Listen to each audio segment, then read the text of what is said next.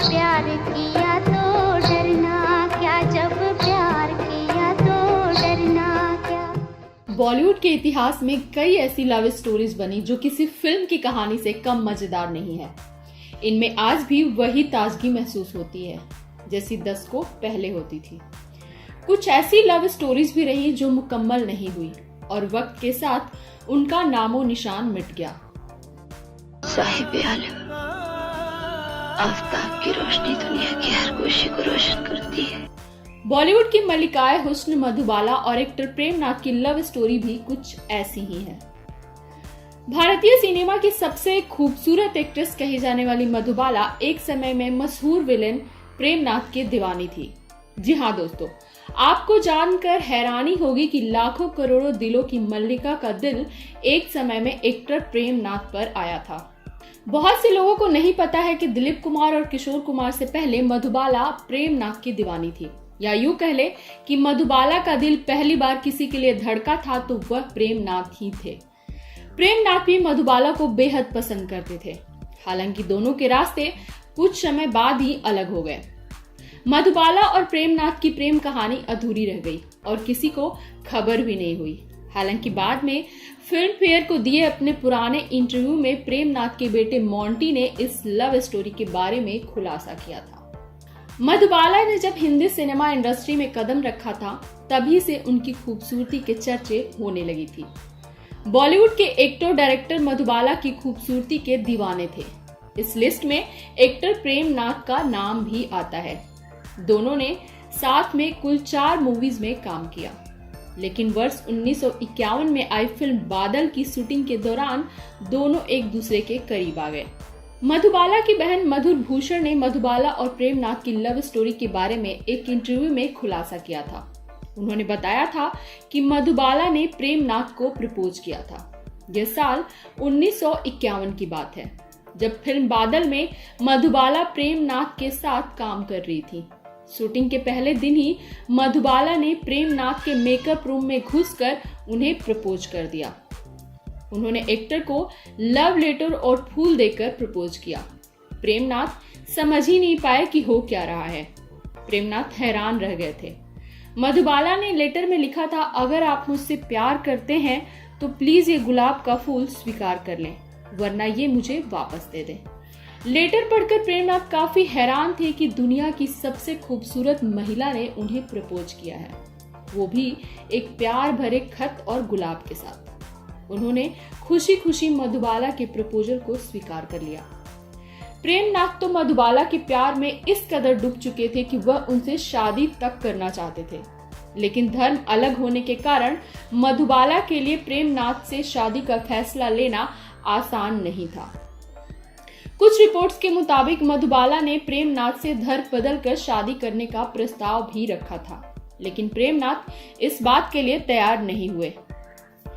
एक रिपोर्ट के मुताबिक मधुबाला और प्रेम नाथ का रिश्ता जल्द ही टूट गया।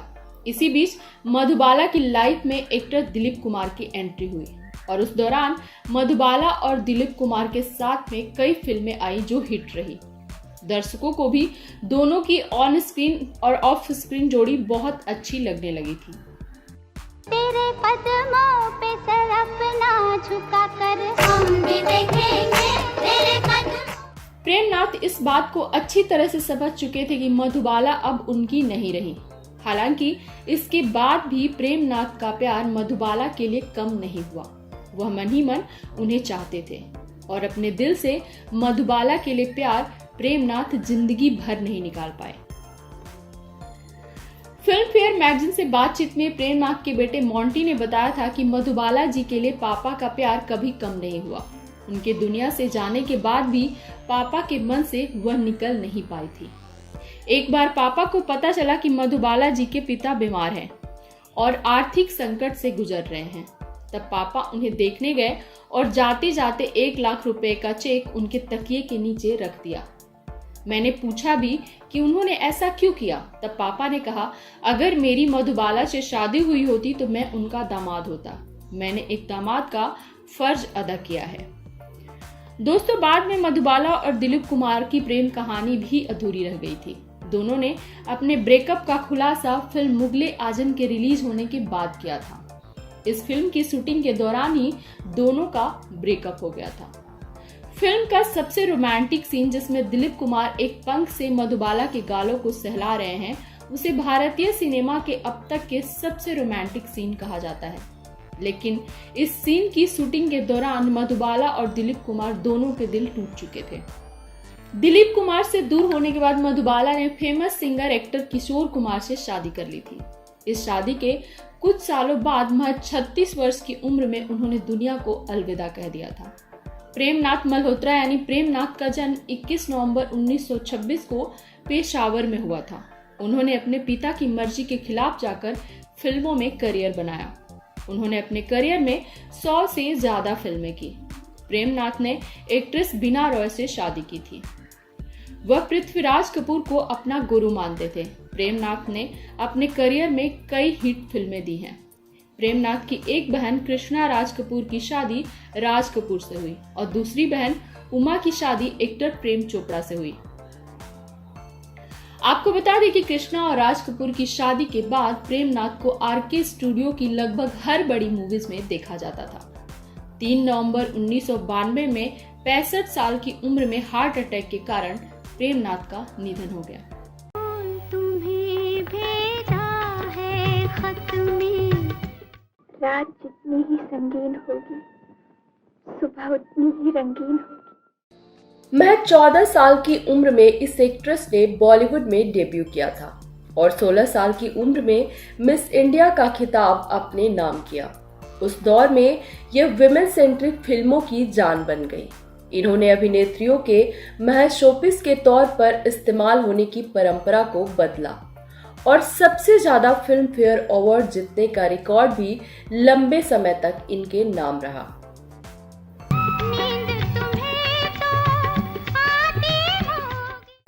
लेकिन क्यों इस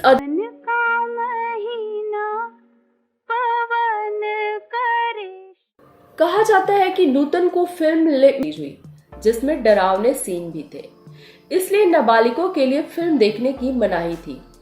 नूतन तब महज 15 साल की थी। वे अपने फैमिली फ्रेंड सम्मी कपूर के साथ फिल्म के प्रीमियर पर पहुंची। उन्हें लग रहा था कि वो फिल्म की हीरोइन है, तो उनके और संजीव के बारे में छपा था। ये रातें, ये मौसम, नदी का किनारा मैगजीन में वहीं एक्टर सम्मी कपूर भी नूतन के काफी क्लोज थे और उनसे शादी करना चाहते थे। हालांकि नूतन के घर वालों ने दोनों की शादी नहीं होने दी। बाद में उन्होंने लेफ्टिनेंट कमांडर रजनीश बहल से शादी कर ली। नूतन जब बड़ी स्टार बन गई थी, उसी दौरान उनकी मां शोभना के साथ उनकी अनबन हो गई। दरअसल शोभना समर्थ ही बेटी नूतन के पैसों को संभालती थी। नूतन ने इस दुनिया को अलविदा कह दिया, लेकिन अपने पीछे छोड़ गई दर्जनों कालजयी फिल्में। दर्शक आज भी उन्हें याद करते हैं। तुम अगर साथ देने का वादा करो, मैं यूं ही। बॉलीवुड में कई ऐसी एक्ट्रेसेस हुई जिनका फिल्मी सफर बेहद छोटा रहा, लेकिन अपने छोटे से करियर में उन्होंने सफलता का स्वाद चखा और उनका रुतबा किसी सुपरस्टार से कम नहीं था। 60-70 के दशक में ऐसी ही एक एक्ट्रेस थी विमी। विमी का करियर बेहद छोटा था, लेकिन उन्होंने अपने इस छोटे से करियर में उस दौर के सभी बड़े स्टार्स के साथ बतौर हीरोइन फिल्मों में काम किया। अपने 10 साल के करियर में उन्होंने एक से बढ़कर एक हिट फिल्में दी। दौलत, शोहरत और सफलता उनके कदम चूमती थी, लेकिन कहते हैं ना कि सफल होना जितना मुश्किल है, सफलता को बनाए रखना उससे भी कहीं ज्यादा मुश्किल है। और ऐसा ही कुछ विमी के साथ भी हुआ। विमी ने बेहद तेजी से बुलंदियों को छुआ और उतनी ही तेजी से उनके करियर का ग्राफ गिरता गया। आज शायद ही उनका नाम किसी को याद हो, लेकिन एक समय ऐसा था जब फिल्म इंडस्ट्री में उनका बोलबाला था। उनकी बड़ी फैन फॉलोइंग थी और उन्हें एक झलक देखने के लिए फैंस बेताब रहते थे। विमी को महंगी गाड़ियों का शौक था और लेटेस्ट मॉडल की गाड़ियों में वह चलती थी। वह उस दौर की रईस एक्ट्रेस मानी जाती थी, लेकिन अंत समय में उनकी लाश लावारिस थी। और उसे ठेले पर शमशान पहुंचाया गया। दोस्तों, परियों सी खूबसूरत दिखने वाली एक्ट्रेस विमी की बॉलीवुड में सफल करियर से लेकर उनके पर्सनल लाइफ के बारे में हम इस वीडियो में आपको सब कुछ बताएंगे। दरअसल जब विमी ने बॉलीवुड में कदम रखा, वह पहले से शादीशुदा थी और उनके 2 बच्चे भी थे। इसके बाद भी वह रातों रात स्टार बन गई।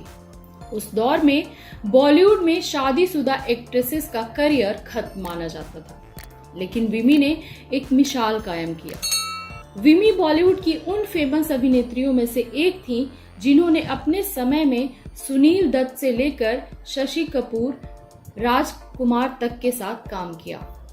विमी का जन्म 1943 में जालंधर, पंजाब में हुआ था। कम उम्र में ही विमी की शादी उस जमाने के मशहूर इंडस्ट्रियलिस्ट के बेटे शिव अग्रवाल से हो गई। विमी के पेरेंट्स उनकी शादी के खिलाफ थे। इस शादी से शिव और विमी को 2 बच्चे भी हुए। 2 बच्चों की मां होने के बाद भी उन्हें बॉलीवुड में ब्रेक मिलने की कहानी भी काफी दिलचस्प है। दरअसल विमी कलकत्ता में अपने पति के साथ एक पार्टी में पहुंची थी।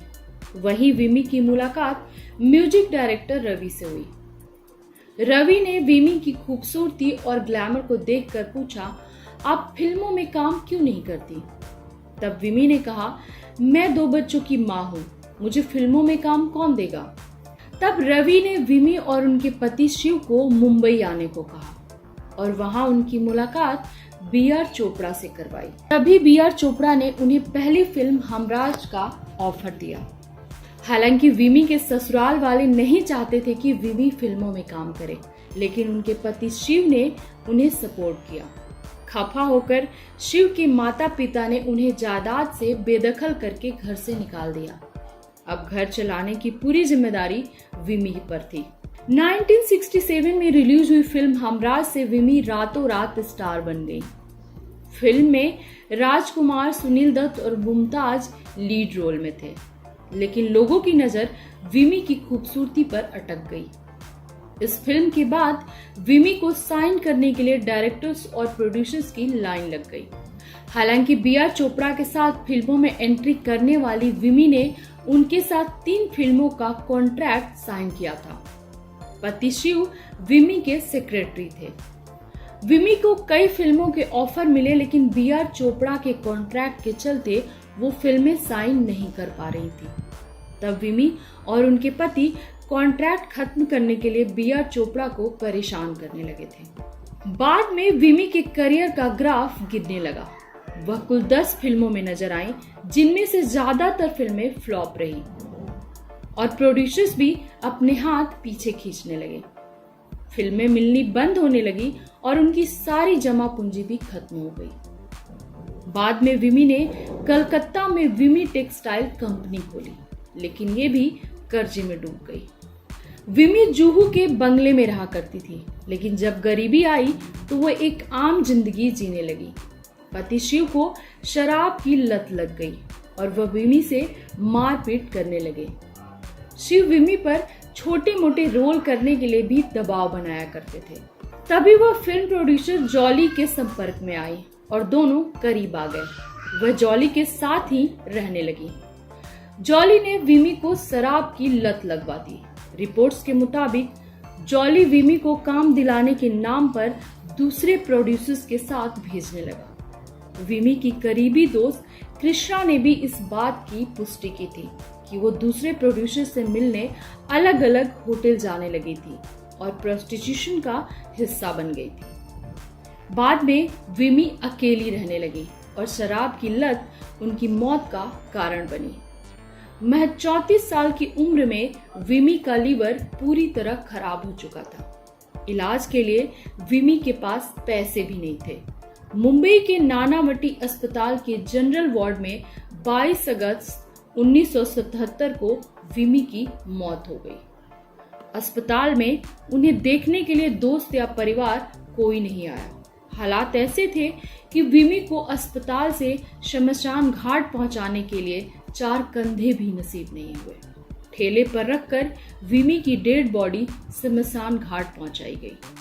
विमी की करीबी दोस्त कृष्णा ने विमी की मौत को उनके लिए पेन रिलीवर बताया।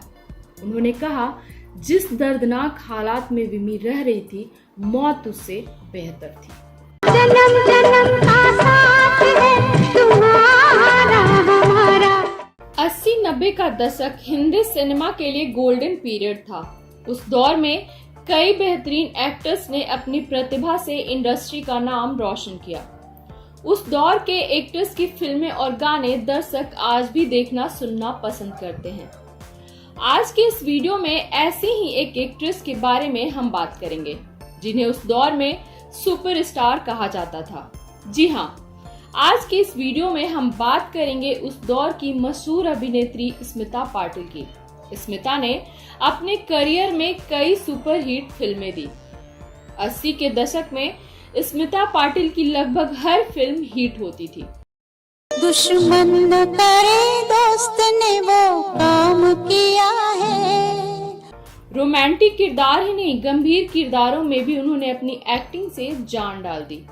अमिताभ बच्चन के साथ उन पर फिल्माया गया गाना आज रपट जइयो तो हमें न उठाइयो आज भी खूब पसंद किया जाता है।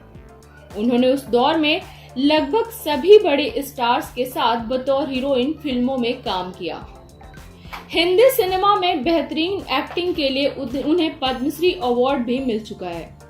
आज रपट जाए तो हमें ना उठाइयो आज फिसल जहां एक तरफ फिल्मों में अपनी उम्दा एक्टिंग के लिए इस एक्ट्रेस को खूब सराहा गया, तो वहीं इस एक्ट्रेस पर घर तोड़ने के आरोप भी लगे। 80 के दशक में स्मिता पाटिल अपने एक को एक्टर के साथ लिव इन में रहने लगी थी, जो उस दौर के लिए बड़ी बात थी। जी हाँ दोस्तों, स्मिता पाटिल अपने घर वालों की मर्जी के खिलाफ जाकर पहले से शादीशुदा एक एक्टर के बच्चे की मां भी बनी और महज 31 साल की उम्र में इस महान एक्ट्रेस ने दुनिया को अलविदा कह दिया। स्मिता पाटिल का जन्म 17 अक्टूबर 1955 को एक राजनीतिक परिवार में हुआ था। स्मिता पाटिल हिंदी सिनेमा में 70 के दशक में बेहद मशहूर अभिनेत्रियों की लिस्ट में शामिल थी। उन्होंने आर्ट फिल्मों से लेकर बॉलीवुड मसाला फिल्मों में भी काम किया। स्मिता पाटिल ने 1975 में श्याम बेनेगल की फिल्म चरण दास चोर से अपने करियर की शुरुआत की थी। उन्होंने अपने करियर में हिंदी, मराठी, गुजराती, मलयालम समेत करीब 80 से ज्यादा फिल्मों में काम किया। उन्हें नेशनल अवार्ड और फिल्म फेयर अवार्ड के अलावा 1985 में पद्मश्री पुरस्कार से भी नवाजा गया। रिपोर्ट्स के मुताबिक स्मिता के निधन के बाद भी उनकी 15 से ज्यादा फिल्में रिलीज हुई थी। दोस्तों, उस दौर में स्मिता पाटिल अपने पर्सनल लाइफ को लेकर भी काफी सुर्खियों में रही। उन पर एक शादीशुदा एक्टर का घर तोड़ने का आरोप लगा। दरअसल स्मिता और बॉलीवुड एक्टर राज बब्बर रिलेशनशिप में थे और राज पहले से शादीशुदा थे। ये मेरा घर है विजय, यही मैं रहती हूँ। ये मशहूर तवाइफ हीराबाई का कोठा है। दोनों 1982 में भीगी पलके की शूटिंग के दौरान मिले और यह मुलाकात प्यार में बदल गई। स्मिता को इस रिश्ते के कारण काफी आलोचनाओं का सामना करना पड़ा। राज और स्मिता भीगी पलके की शूटिंग के दौरान उड़ीसा में मिले थे। दोनों में पहली मुलाकात में ही लड़ाई हो गई थी। राज को स्मिता मिजाज वाली लगती थी, वहीं दूसरी मुलाकात में स्मिता राज की पर्सनालिटी और व्यवहार से काफी इम्प्रेस हो गई थी। कहा जाता है कि स्मिता के इस फैसले से उनके माता पिता खुश नहीं थे। लेखिका मैथिली राव ने अभिनेत्री की बायोग्राफी में लिखा है कि स्मिता की मां राज और स्मिता के रिश्ते के खिलाफ थी। उनका कहना था कि महिलाओं के लिए लड़ने वाले स्मिता किसी और का घर कैसे तोड़ सकती है। दोनों के अफेयर के बारे में जब राज की पत्नी नादिरा को पता चला तो उन्होंने इसे गॉसिप माना। हालांकि जब सच सामने आया तो नादिरा ने काफी हिम्मत दिखाई। राज बब्बर ने स्मिता के साथ रहने के लिए पत्नी नादिरा को छोड़ दिया था। इस बारे में राज बब्बर ने एक इंटरव्यू में कहा था, स्मिता और उनका रिश्ता कुछ ऐसा था जो बस जुड़ गया।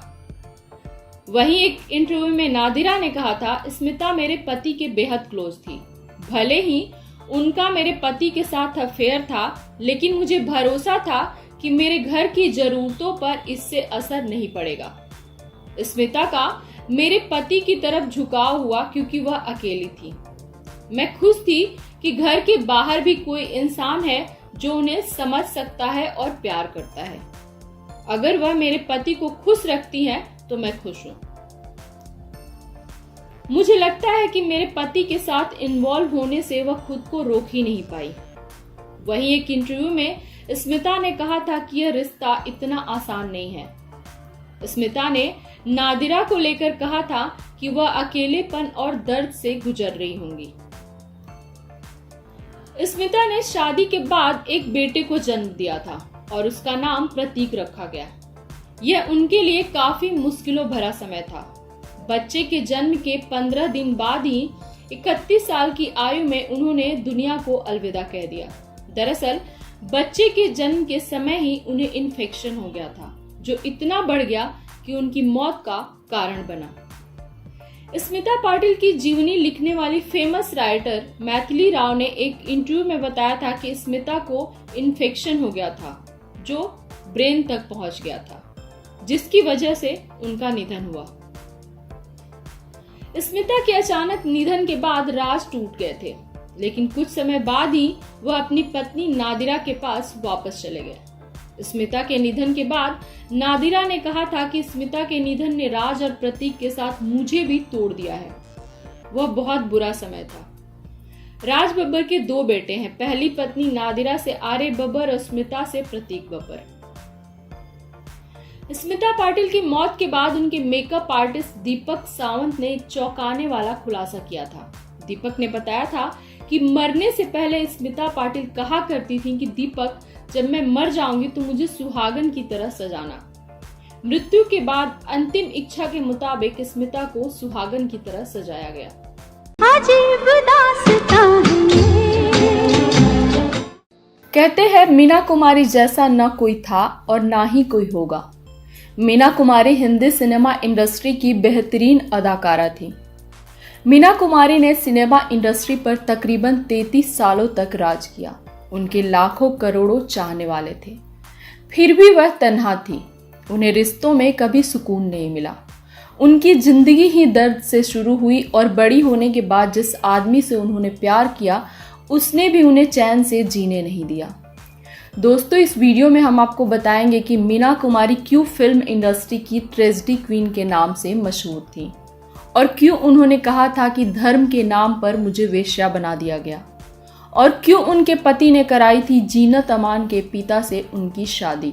आप वीडियो में अंत तक बने रहिए। इन्हीं लोगों ने ले लिया दुपट्टा मेरा, इन्हीं लोग। कहते हैं बुलंदियों पर पहुंचने के बाद इंसान तन्हा रह जाता है। मीना कुमारी के साथ भी कुछ ऐसा ही था। फिल्मों की बेहतरीन अदाकारा, अपने समय की सुपरस्टार, लाखों करोड़ों दिलों की मल्लिका, लेकिन असल जिंदगी में बेहद तन्हाई में मीना कुमारी ने जिंदगी गुजारी और तन्हा ही दुनिया से रुखसत हो गई। मीना कुमारी का जन्म 1 अगस्त 1933 को हुआ था। उनका असली नाम मजहबीन बानो था। कहा जाता है कि उनकी जिंदगी की ट्रेजेडी उनके जन्म से ही शुरू हो गई थी। बेटे की चाह में जब बेटी पैदा हुई तो मीना कुमारी के पिता उन्हें अनाथालय छोड़ आए। हालांकि कुछ घंटों बाद वो उन्हें घर ले गए। विनोद मेहता ने एक्ट्रेस की बायोग्राफी में इस घटना के बारे में बताया था। उनका कहना था कि मीना कुमारी पर इस बात का हमेशा असर रहा। मीना कुमारी का बचपन दुखों में बीता और बड़ी होने के बाद उन्होंने फेमस डायरेक्टर कमाल अमरोही से प्यार किया और शादी की। कहा जाता है कि दोनों के प्यार की शुरुआत मीना के कार एक्सीडेंट के बाद हुई थी। एक्ट्रेस को एक्सीडेंट में हाथ में चोट आई थी, जिसके चलते वो अस्पताल में भर्ती थी। इस दौरान अमरोही उनसे रोज मिलने जाते। 4 महीने बाद दोनों ने शादी कर ली। हालांकि मीना के पिता इस शादी के सख्त खिलाफ थे। तब कमाल के दोस्त ने मीना को शादी के लिए मना लिया। उन्होंने मीना से कहा कि अभी निकाह कर लें और बाद में अम्मी अब्बा को मना लेंगे। मीना कुमारी भी मान गई। मीना तब महज 19 साल की थी, जबकि कमाल 34 साल के थे। दरअसल 2 शादियां कर चुके कमाल अमरोही को मीना कुमारी पसंद आ गई थी और उन्होंने अपने दोस्त और मैनेजर के हाथों मीना कुमारी को पैगाम भेजकर निकाह का प्रपोजल दिया। मीना ने कमाल से प्यार की बात तो मानी, पर निकाह से साफ इनकार कर दिया। मगर कमाल के दोस्त ने मीना को कमाल से निकाह करने के लिए जैसे तैसे मना लिया। इस तरह 14 फरवरी 1952 को दोनों का निकाह हुआ। कमाल ने सबसे छुपकर मीना कुमारी से शादी की थी। जब इस निकाह के बारे में उनकी दूसरी पत्नी महमूदी को पता चला तो वह अपने तीनों बच्चों को लेकर अपने गांव अमरोहा चली गई। अमरोहा में महमूदी के रिश्तेदार लगातार कमाल पर मीना कुमारी को तलाक देने का दबाव बना रहे थे। वहीं दूसरी तरफ मीना कुमारी के पिता अली बख्श भी निकाह के खिलाफ थे। उन्होंने अपनी बेटी का कमाल से मिलना जुलना बंद करवा दिया था। कहा जाता है कि मीना कुमारी और कमाल के रिश्ते में दूरियां तब आई जब मीना कुमारी को 1955 में फिल्म परिणीता के लिए फिल्म फेयर का पुरस्कार मिलना था। इस आयोजन में कमाल अमरोही और मीना कुमारी एक साथ बैठे थे। मीना कुमारी स्टेज पर अवार्ड लेने गई तो अपना पर्स कुर्सी पर भूल गई। स्टेज से उतरकर वह सीधा अपने घर चली गई। बाद में अभिनेत्री निम्मी ने वह पर्स मीना कुमारी को जाकर दिया। मीना ने इस पर कमाल से पूछा कि आपको मेरा पर्स नजर नहीं आया? यह सुनकर कमाल अमरोही बोले, मैंने पर्स देखा था पर उठाया नहीं, क्योंकि आज मैं तुम्हारा पर्स उठाता कल जूते। कहते हैं इस घटना के बाद से दोनों के रिश्ते में दूरियां बढ़ने लगी। महमूदी को मनाने के लिए कमाल अमरोहा गए थे। वहां से उन्होंने गुस्से में मीना कुमारी को 3 बार तलाक वाला लेटर मुंबई भेजा। सरिता पत्रिका के अनुसार 1964 में जब कमाल अमरोही ने उन्हें तलाक दिया तो मीना ने लिखा, तलाक तो दे रहे हो नजर एक कहर के साथ, जवानी भी मेरी लौटा दो मेरे मेहर के साथ। दूसरी पत्नी के दबाव में आकर कमाल ने मीना कुमारी को तलाक तो दिया था, लेकिन वो बाद में अपने फैसले पर काफी पछताए। उन्होंने मीना कुमारी से कहा कि वह दोबारा उनसे संबंध रखना चाहते हैं। हालांकि इस्लामिक लॉ के मुताबिक अपने पति से दोबारा निकाह करने के लिए मीना कुमारी को हलाला करना था। इसके लिए उन्होंने जीनत अमान के पिता अमानुल्लाह खान से मीना कुमारी की शादी करा दी। अमान से निकाह और तलाक के बाद कमाल ने दोबारा उनसे शादी कर ली। हालांकि इस घटना ने मीना कुमारी के दिल पर गहरा असर डाला। मीना कुमारी ने इस बारे में लिखा था कि जब धर्म के नाम पर मुझे अपने जिस्म को दूसरे मर्द को सौंपना पड़ा तो फिर मुझमें और वेश्या में क्या फर्क रहा। कुछ रिपोर्ट्स के मुताबिक इस शादी में कमाल ने मीना का शारीरिक और मानसिक शोषण किया। वह मीना पर तरह तरह की पाबंदियां लगाते। मीना का मैनेजर कमाल का दोस्त था और वह मीना पर नजर रखता था। यही नहीं, एक फिल्म के सेट पर कमाल के दोस्त ने मीना कुमारी को सरेआम थप्पड़ जड़ दिया था। यह सबके बाद मीना कुमारी बेहद तनाव में रहने लगी थी और उन्होंने शराब पीना शुरू कर दिया। फिल्म पाकीजा की शूटिंग के दौरान उनकी तबीयत बिगड़ती गई। 28 मार्च 1972 को उन्हें सेंट एलिजाबेथ नर्सिंग होम में भर्ती कराया गया। मीना ने 29 मार्च 1972 को आखिरी बार कमाल अमरोही का नाम लिया और इसके बाद वह कोमा में चली गई। मीना कुमारी ने महज 40 साल की उम्र में इस दुनिया को अलविदा कह दिया। कहा जाता है कि मीना कुमारी का अंत समय बेहद गरीबी में गुजरा और उनके अंतिम संस्कार के लिए भी पैसे नहीं थे। उनकी दोस्त नरगिस ने उनके अंतिम संस्कार का खर्च उठाया था। मीना के अस्पताल का खर्च जब हद से ज़्यादा बढ़ गया था तो उनके पति कमाल वहां उन्हें अकेला छोड़कर भाग गए थे। दोस्तों, कमेंट बॉक्स में हमें जरूर बताएं ये वीडियो आपको कैसा लगा। सिनेमा से जुड़ी जानकारियों के लिए हमारे चैनल को लाइक और सब्सक्राइब करें।